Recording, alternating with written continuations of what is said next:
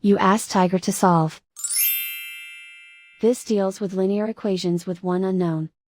The final result is x equals 44/3. Let's solve it step by step. Simplify the expression.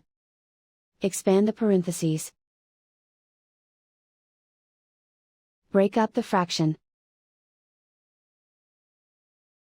Group all constants on the right side of the equation. Add 1/5 to both sides. Combine the fractions. Combine the numerators.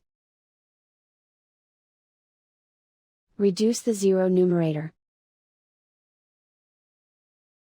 Simplify the arithmetic. Convert the integer into a fraction.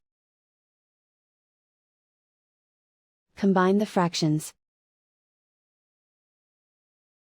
Combine the numerators. Isolate the x. Multiply both sides by inverse fraction 5/3. Move the negative sign from the denominator to the numerator. Group like terms.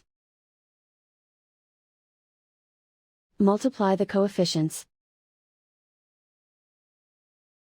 Simplify the arithmetic.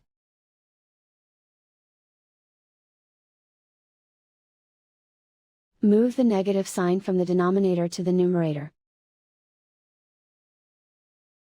Multiply the fractions.